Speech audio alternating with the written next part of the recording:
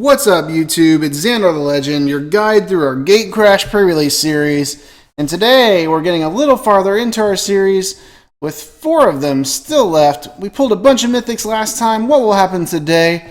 Let's stick with the blue route. Let's go Dimir. And I completely forgot.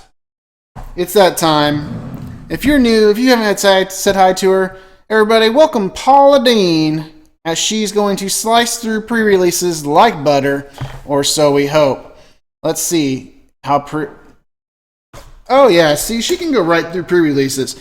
It's just the fat pack package, those fat pack packaging, she does not like that. The House of Dimir. Look at that, that's kind of cool. I like the way they did this one. Once again, not going to tell you how to play your deck, just a little bit of history and story there. A little role-playing action. So hit pause, read over that if you want. The plain white back. It's still mind-blowing. Wizards is pretty good about using all their space for advertisement. So since that doesn't say Friday Night Magic, it's just mind-blowing to me. Once again, the House of Dimir. You're going to write your name on this, kind of what you do. That only works for the pre-release and continue the battle for your guild. Our sticker this time, pretty cool-looking spider whatever thing. Obviously, it's the Dimir logo. I mean, that makes plenty of sense. Now, look at this dice. This is actually one of my...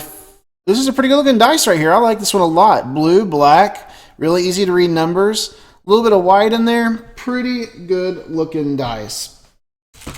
As always, in every pre-release kit, we're going to get 1 seeded pack for the clan we're playing, and 5, not 1, not 2, not 20, but 5 booster packs of Gatecrash. Keep in mind, we are playing a blue-black deck today, being Dimir. So let's see what kind of pre-release deck we could build with our cards and what kind of pools we're going to get. Notable cards we're looking for is obviously going to be Gideon and lands from our pack. Consuming Aberration, 3 uncolored, blue-black for a star. Ooh, double star. He's so powerful. His power and toughness are each equal to the number of cards in your opponent's graveyards. Whenever you cast a spell, each opponent reveals the cards from the top of his or her hand, from his or her library, until he or she reveals a land card, then puts those cards into his or her graveyard. Wow, that can be really, really strong. And our rare or mythic is going to be a rare this time. Sflunkroll Primordial? What in the world name is that? 5 uncolored, double black for 5/4 Intimidate. When it enters the battlefield, for each opponent, you may put up to 1 target creature card from that player's graveyard onto the battlefield under your control. Because that's right, he's overpowered. Obviously, we're going to get a Key Rune as one of our uncommons. Illness in the ranks. Man, 1 mana for -1/1 creature tokens. I've seen that somewhere else. And a Dimir Charm. So you get charms and key runes. That's kind of funny. And then we're going to have a bunch of commons just to kind of build the set off of that. Really cool. They provide you with at least 1 dual land in there to help see what you can make happen. But the most important thing is, what are we going to get in our packs? Can they help us build a better a Dimir deck? Yeah, that's what I was kind of looking for. Skip right over our uncommons. Pretty much just trash, except for in a pre-release, in a limited format, when you actually kind of need them. Green-blue for a Zamek Guildmage, first uncommon. Simic Key Rune. Mind-Eyed Drake. And our first rare is an Ooze Flux. I'm pretty sure this is one of the common bulk rares in the set. 3 uncolored and a green for an enchantment. 1 uncolored and a green. You can remove 1 or more +1/+1 counters from among creatures you control and put an XX green ooze creature token onto the battlefield, where X is the number of +1/+1 counters removed this way. I can't imagine that card being that powerful. And yeah, it just kind of speaks for itself. Moving right along. Really, it's time for Gideon. I feel like episode 2 is a great time for a Gideon. Dying Wish is our first uncommon. Fortress Cyclops. Cinder Elemental, that's kind of a cool looking... All the red cards are pretty much the same. It's either Goblin or something fiery. Pretty cool though. And our rare this time is a Blind Obedience, 1 uncolored and a white for an enchantment with Extort. Artifacts and creatures your opponents control enter the battlefield tapped. Hey, that's what I'm talking about. That's not too bad. I think for the mana cost of that and get it out early, it's pretty frustrating. I guess we could kind of be looking more at the common black and blue cards here to see what you would really build. A lot of black in this pack. Alright. Our first uncommon is a Boros key rune. Ripscale Predator. Bane Alley Broker. There we go. Love the artwork on this card. Reminds me of Riku from Final Fantasy. Just really, really well done card. And hey, it would have worked with our deck colors. Don't really know how good it is. Let's see here. You tap and draw a card, then exile card from your hand.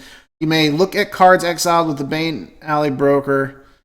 For blue and a black, you can tap. Return a card exiled with the brokers to... I don't know. Seems like a lot. I don't know. Let me know if you guys played with that, if it was any good or not.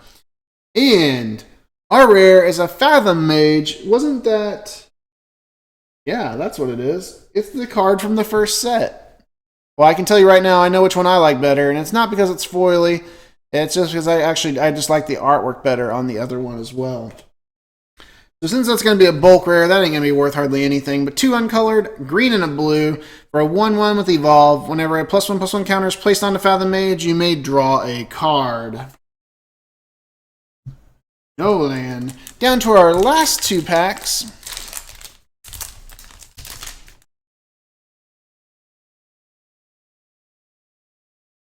I feel like black was really, really heavy in this set, but it's probably just the way I'm opening cards today. I kind of feel like whenever you're working on decks, you never really get the stuff that's really good for your deck.